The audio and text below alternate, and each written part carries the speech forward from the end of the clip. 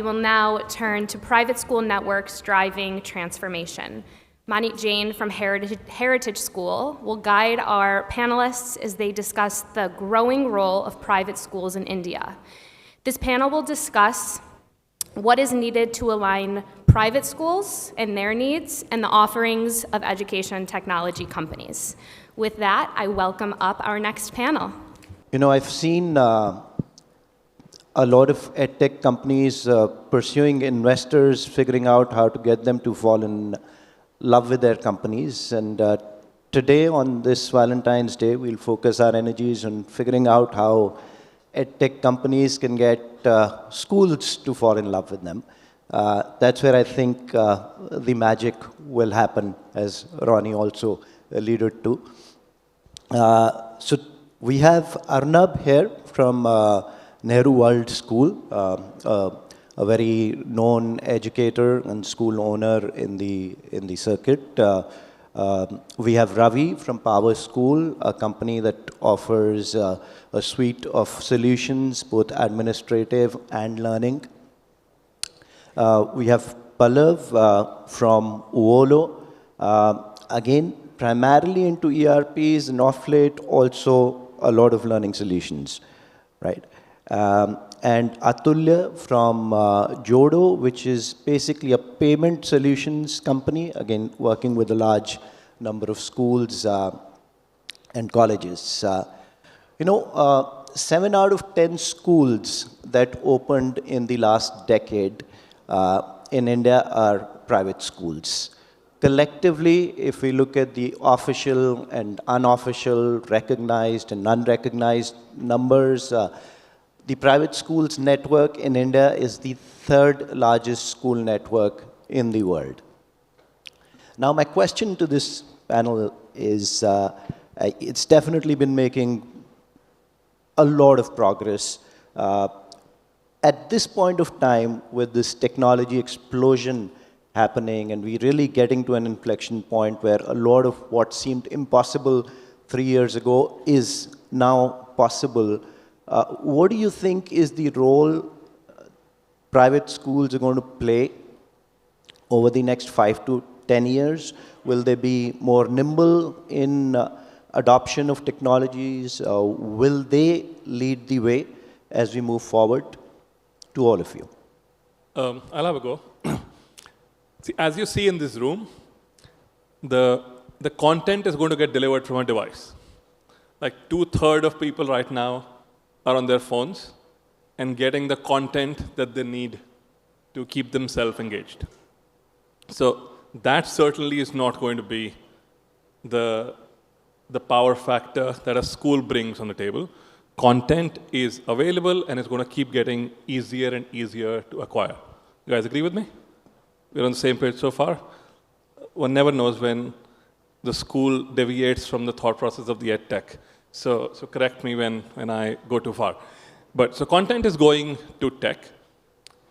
But there is this inherent value that a school or a place of worship has added to human civilizations since forever. These are places of commune where people come together and create knowledge. And with this assumption that nobody is coming with absolute knowledge. So what's happening is this rate of change is getting faster. Technology comes in and schools need to possibly find that real purpose that they had of engaging with students as a commune, as a society, and take care of them as humans. And you think the private schools are going to move faster on this as opposed to the larger system? Absolutely. It's the difference between a Mini Cooper and a large cruise ship. We have a faster U-turn and a faster acceleration. Ravi? Thanks, Arunabh. So I believe private schools are going to be leading the charge on adopting technology in the next 5 years. And not just adopting technology, but also shaping the kind of technology and solutions that are really useful for schools. And why do I say that? Why do I think the next 5 years are going to be different from the last 5 years or 10 years, right? Because I think fundamentally, technology, what's happening is fundamentally different. AI, Gen AI, for example, Arunabh talked about content. It's the type of content you need, not what somebody thought you needed and created. Natural language processing, where you can talk to, it's a natural conversation, not going through forms that are hard for you to get through. Data and how you harness data to draw the right type of insights and make the right type of decisions. All of these are coming together to create solutions that I think do three things differently. One is, I think, what we're building now, we've been building software for 25 years for schools. What we're building now is fundamentally more usable. For example, we are building what we call talk to your data. You don't need 3 analysts to go through BI and other things. Talk to your data. You should be able to ask the data, show me the students in my class who are struggling with this concept, right? It's as easy as that, and that's today possible. It also, the second thing is it's making it more relatable. Earlier, when we take a learning management system and show it to schools, they ask, okay, how does this help us? You've got to connect the dots for them. But now, for example, we are taking an AI assistant for students to learn on their own. Teachers' eyes light up because they can relate to it. They can see how this is going to help students today. They can see how this is going to help themselves the same day. So we are seeing that it's usable, more relatable, and also it would be more measurable. The challenge with schools have always said is, what is the outcome? How do I measure it? It becomes more measurable. And I think between all of this, it's going to be a different nature of solutions that are coming, and therefore schools have every motivation to adopt them. Great. Pallav? Hi, everybody. I think, Manit, when we talk about the private schools, there are also different types of schools that we need to kind of think about when we try and answer this question that how will next 5 years play out for the school market.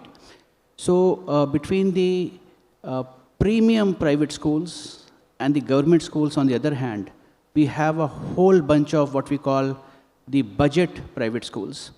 And actually, that is where the bulk of the population studies outside of government schools. So we have about 100 million students going into some form of a budget school. And what we have to understand is what is really the challenge that we have in the budget schools. So the challenge actually is coming from the fact that these schools are working on a budget, and that budget is of the parent, how much the parent can afford. So their fees gets determined by that.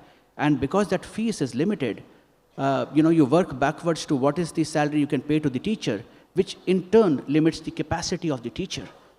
So the budget schools where 100 million students are going are locked in a particular teacher capacity problem. And I think the big opportunity that the technology gives us now is to see how technology can work around this problem of teacher capacity. So imagine a budget school in a place like tier 3 city like Bulandshahr or Bhagalpur, and the teacher themselves do not know how to speak very good English. So how do we prepare our students to speak good English?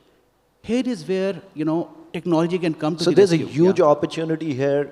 You're saying it's important to segment this market, and perhaps the greatest change will come in these institutions, and we'll come to what kind of solutions and what might be some barriers to that change. Atulya, yeah. So we at Jodo work with hundreds of schools to automate their fee collection, right? So for us, technology adoption in the last 3-4 years has been rapid.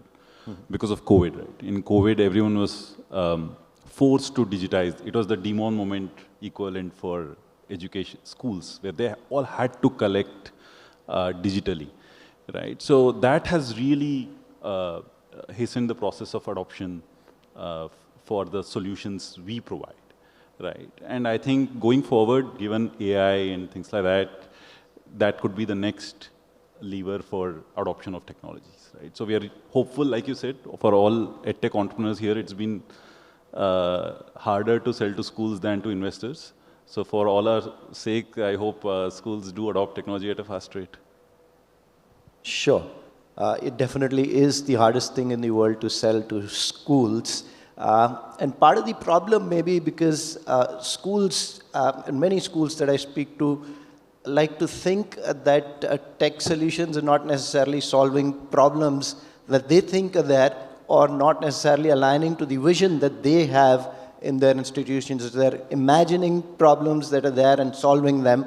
Arunabh, it would be fantastic if you could share with us, take us 5 or 7 years from now, and without any constraints, think about the kind of classroom you believe would be possible.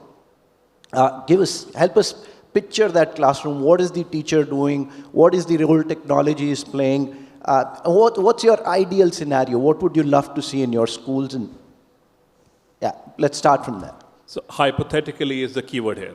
Yes. Okay, before I get there. Whatever we dream of is possible. Before I get there, there's an advice that I got from a dear friend of mine.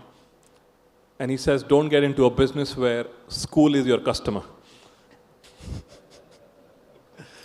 I was pitching him an idea that, you know what, I think this is a problem and we can solve it and we can sell it to other schools. And he says, Arunabh, don't get into a business where school is a customer because the sales cycle is so long and so expensive that you will burn out. So, and the laughter that I get from the audience and people on the stage, he was not far from truth. But if I'm a school with, in an ideal world, 5 years, 7 years from now, starting from where I left with my previous answer, where content is getting delivered through tech, this teacher is now free to work on this concept of commune that I alluded to earlier. Because there is much more to being a human and to become a contributing member of society than just the information set that I come to the table with. Yesterday, the JEE main results came out, and there was a kid in our school who had 99.997543 endless numbers, post a decimal. That was his percentile, and he was unhappy. He was unhappy because of this one mark that he didn't get. So I think we're going to be far away from this reality of our classroom. There would be assignments that the groups are doing, perhaps people are doing it in teams, researches that children are doing on their own, and the conversation has moved from finding a fantastic answer to finding a fruitful, creative question, and the pursuit of that in a classroom is the reality that I look at. And this is also where I disagree with what Ronnie said, that in the last 100 years, mainstream education hasn't changed and it will not in the next 100 years. I think it will, because the tech that we have access to now is not the tech that we had access to even 3 years back. Yeah, and not just the tech that we have access to, it's also going to be a social and economic imperative. If education is not going to change, these people are not going to have jobs. Absolutely. And they'll have nothing to do. So your point is that you'd see a lot of content getting outsourced to technology companies, and the teacher really taking on the role of not teaching just the subject alone, but actually working with the child. A mentor, philosopher, guide, and taking that role. Someone who's probably setting goals, someone who's motivating the child to study, someone who's taking accountability, ensuring the child is on task. Now, what's your take on it, Pallav? So I think I kind of agree in terms of how the role of the teacher will evolve. And I think even more so in the budget schools that we work in. See, they are, like we talked about, they're limited by teacher capacity. So what is going to happen? And they're also limited by the amount of money they have to invest in the infrastructure in the classroom. So we will not see any fundamental change in the way classrooms look like today, right? they will not get some fancy gadgets in the classroom. That's not going to happen.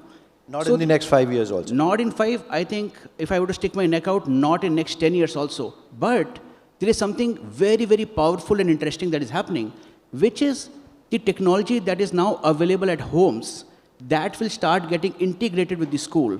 So the smartphone that every single family has got will start playing role in the teaching that is happening in the school. So there is part of the learning and teaching that happens in the classroom, and that is pretty much the same as how it was 5 years back and 10 years back. But it will get integrated with what children can come home and do on their smartphones. That is going to be the big shift in next 5 years. So you're saying the access to smartphones, the rate at which it is increasing, and there was a recent study that said that 74% of the private school students, over 50% even in rural areas, have access to a smartphone right now. That will become the device. Would you vote for a learning device and bandwidth and storage to become a part of a right to education? Yes, that's an interesting thought. I think, the government intervention is not required in India. It's all private market, right? 100 million students at their homes having access to one smartphone in the family. It could be the fathers or the mothers. That's all that is required. We are not talking about streaming and live classes over here. We are talking about some nice content which is available offline, some programs which can interact with them, some AI modules. That is what will happen at homes. And the teachers in the school are then kind of making sure children are spending enough time on the app at home. So they get the visibility and, they're encouraging the children and stuff like that. That is what the I disagree. And I'll just also add what you said earlier, that the teacher capacity is limited anyways. Yeah, even if they knew what the problem is. And I think that's one of the challenges we face as schools is a lot of tech companies are now giving us solutions where they'll say, okay, we earlier only had benchmarking assessments, now we'll give you diagnostic assessments, but it's not enough for us to know where the child is, because the teacher really does not have the capacity to act on it. So we need solutions end to end that are going to figure out where the child is and also provide the remediation that is required, because we do not have the capacity to do that. I'm admitting that even for the top 1% schools in the country. Yeah, Arunabh. I disagree. I do see these devices in the classroom. If there is one thing that's getting cheaper, is access to technology. Data is getting cheaper and the device is getting cheaper. There are schools in India where they're called Ekal Vidyalayas. There is one teacher to 8 classrooms by themselves. So yes, it will be great if we can do everything and get the human there. But the reality is that we'll be able to get technology there a lot faster than the teacher. I was in this committee on standards for schools under the new National Education Committee. The conversation was, what is the baseline for what will constitute a school? And I said, well, maybe portable water in a toilet. And the gentleman says, well, that will shut down thousands of schools. So are you on team education or are you on team toilet? And I sat back and I realized, yes, that is a reality that we do face. So let's become okay with bringing that device to the classroom and becoming an assistant to the teacher, or sometimes even guiding the teacher on what to do with children. So Arunabh, I'll park that for the moment in terms of whether devices are going to come to the classroom or not. I think what Pallav is saying is that there are enough devices out there at homes, and if we can get kids to be self-directed, if we can get... It's a process integration. It's a school process. That by itself could take care of a lot of the content issue that we've been trying to solve for the last 20 years. I've seen solutions after solutions that are animating books, creating videos, and hoping that that the content will stick. Yeah, but we can really move on from there. Atulya, you think what Arunabh is describing is possible? Let's just have a yes or no. Yes, I hope so. I hope that's possible. You really hope so? Yeah. Mm-hmm. If I can add to that. So the question is interesting, right? What is how is the ideal school going to look like 7 years out? And this is a question that we have to ask ourselves as providers of technology to help schools. Because on the one hand, you got to be working on that today, right? When you show a solution to schools, you got to show how it's useful this year, not just paint a vision. But at the same time, it's important that you have a vision and you are in alignment with the school owners on that vision, because that's what they want to take the schools to. It's not about now, it's where are you going to take me? Where do I want to be in 5 years? Are you going to help me? Right? So that conversation is important. And in 7 years, we did not know 2 years back what we are going to be doing now. So it could be evolving in many ways, but I would talk about some of the 2 things I think will happen and good to happen. One is the blending of technology and teachers. You're going to have both are good at different things. How do you blend them in a way? It could be in the classroom, it could be in homes. How do we blend them in a way it gets the best of both, right? I think that is one thing. Manit, you were talking about in your school, every student having an Apple device next year, right? There would be schools like that. There would be schools that are, during COVID, every school adopted technology, right? It's going to be on a range of where schools are. India has 1.3 million schools, so we're not going to paint a picture for everybody, but in some segments, definitely that blending will happen. The second thing is, again, what you spoke about, Manit, is today, Manit said something yesterday when I was chatting to him, which is, there are halfway solutions, right? You are creating tools for teachers and giving it to them, and expecting teachers to take it from there and take it to outcomes. And what Manit was talking about, what we need is all the way solutions, right? I'll give an example, the same thing he spoke about. One of the crucial things for a teacher is I gave a lecture or a class to 40 students. How do I know who understood, who didn't, right? And even if I know, how do I go and intervene? How do I go and find out what is a prerequisite this particular child did not know? Let me teach that to him.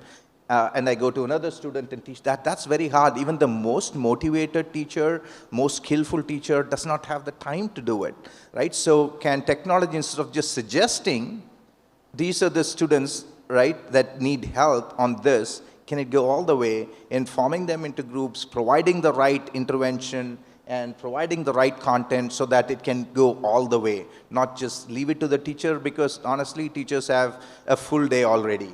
Right? So giving more tools and expecting them to be forensic scientists who are spending all their day trying to find out how to help students, that's hard. So tech that can go all the way. I think those 2 things, if they happen in the next few years, that will be a great place.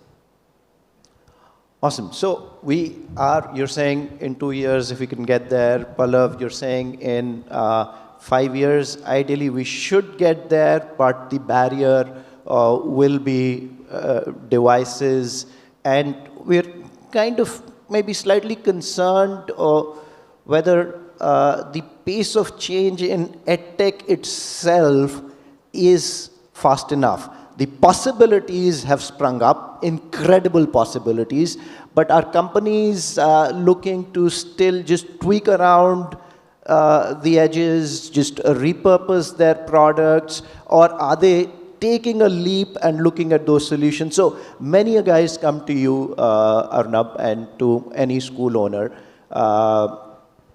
What is it that you're missing when they come to you with solutions, or what do you hope was there? I'm going to ask this question to you as well after I finish.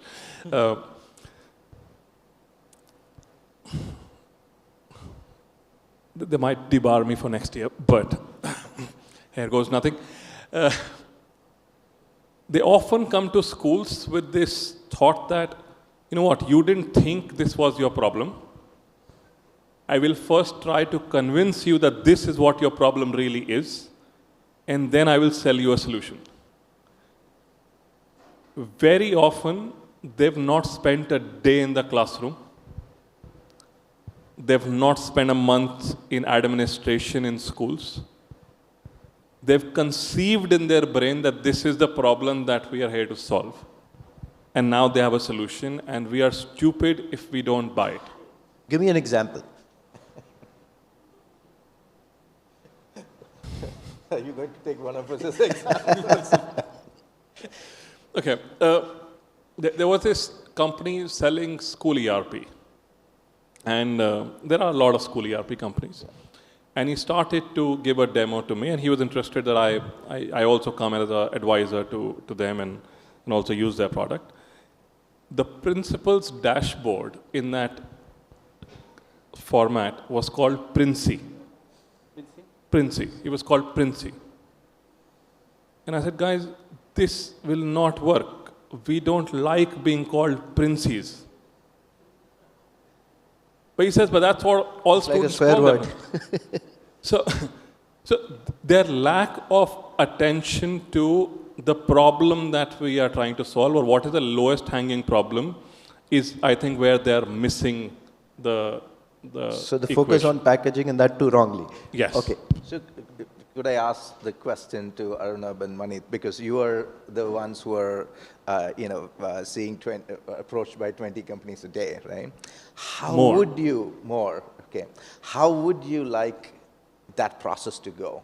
Because that would be useful, right? Because nobody wants to bombard you on something where, so how would you like that process to go where an edtech company is, I So want to you're cite an saying, example. let me just paraphrase a little bit. So you're trying to figure out now if you're getting tired of edtech companies coming to you with half-baked solutions, how do I get eyeballs as an edtech company? And then how do I convert? How do I finally convert? Because again, I've had many edtech companies talk to me about how frustrating it is. And we all know how frustrating it is to get to schools, to the cost of acquisition. There is one more point to his question, which is how do I actually, so if I am saying that the product is half-baked, then how does the product get a better bake by bringing in our insights? Yes, it's not about how do I sell better to you, but what is the process that you would like so I can understand those problems? I'll give you an example. It's something a conversation I was part of in 2014, and it moved me so much that I'm giving that example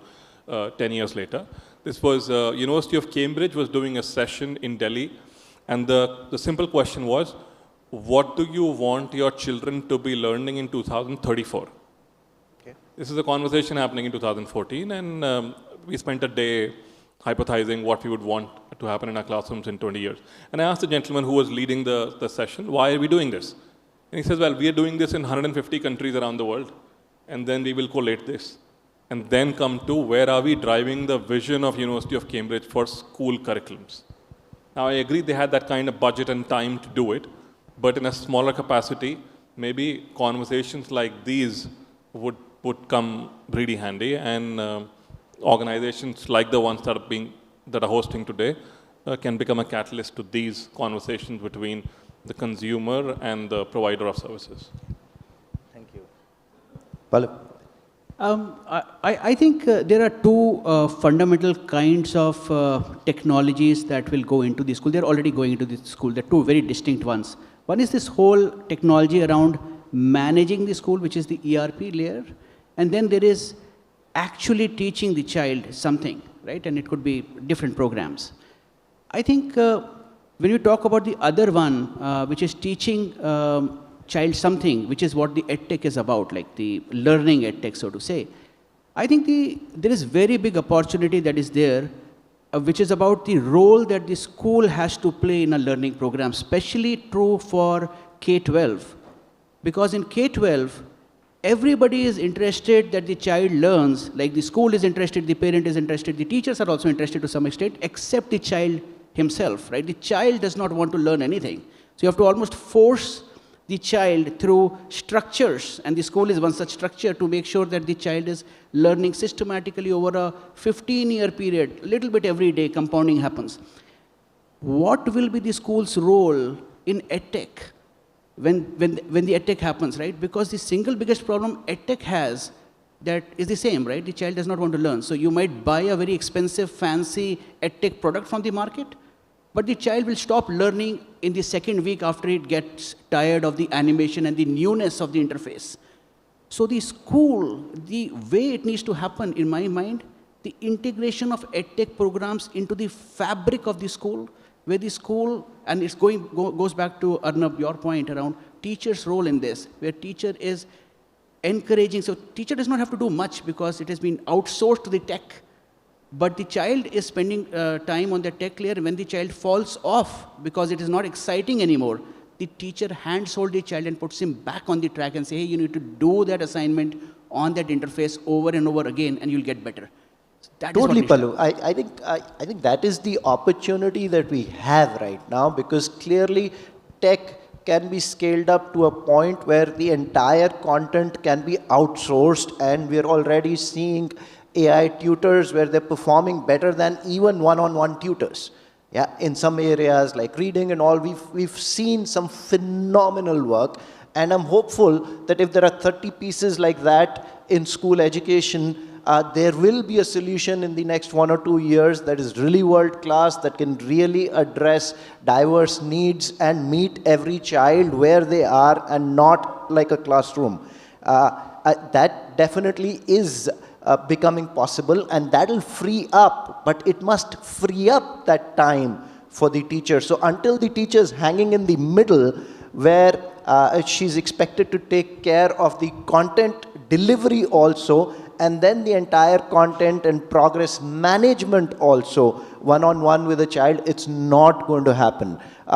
Because I can tell you one of the assumptions that a lot of technology companies are making, and it's not an absolutely wrong assumption, but it's a theoretical assumption that when you're doling out detailed assessments where a teacher can see where each child is on every concept, the assumption is that the teacher is interested in getting every child to succeed in everything. Well, that is not true. Theoretically, they want that.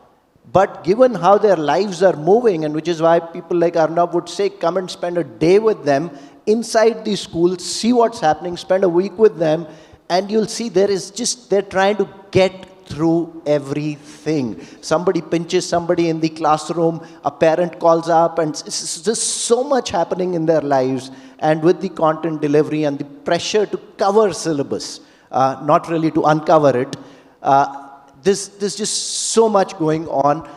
They're just moving from one task to another. So, of course, stuff is possible. Of course, we're on the same page in terms of what needs to happen.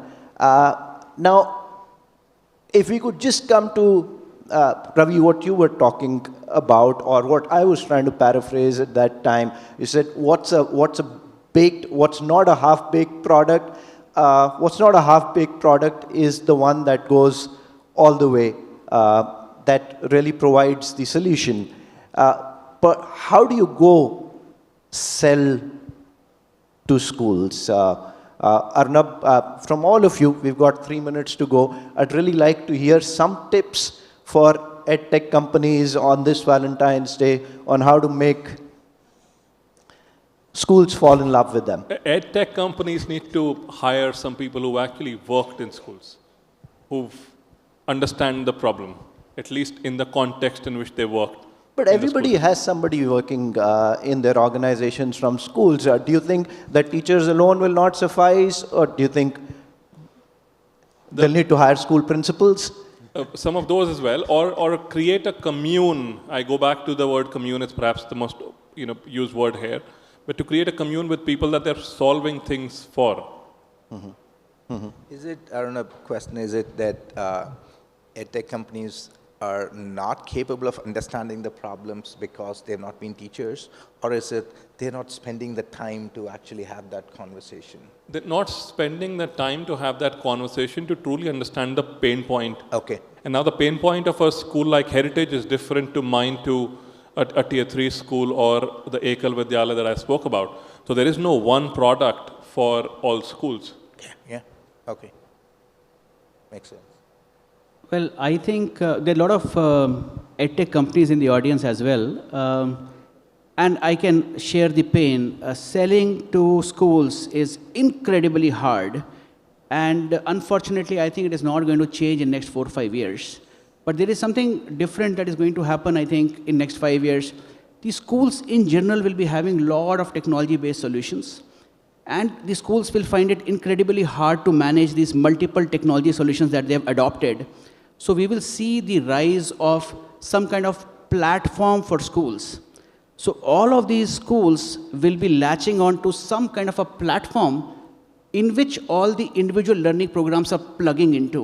So school does not have to worry about, let's say, the login password of a child in the program A and the program B. All of that gets taken care by this intermediary platform.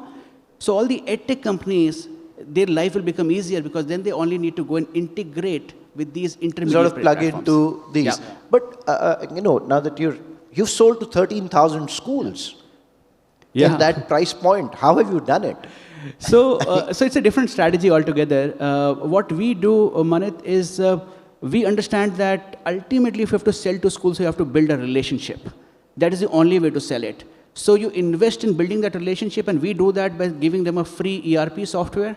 So we try to make a nice software like PowerSchool, but we give it out for free to all of these guys. These 13,000 schools that we have are using the fee management, everything, for free. And then we go sell them learning products. I'm not going to ask you what you're burning every year. All right. Atulya, any thoughts? So I agree with what Pallav was saying, right? So for us, integrating with the platform ERP is a great strategy to get to schools, because every school in the segment we operate in has an ERP, and to go and sell a different system to school is much harder than integrating with the ERPs. All right. Thank you so much, guys. I think time's up. So this is obviously a very diverse space, very segmented.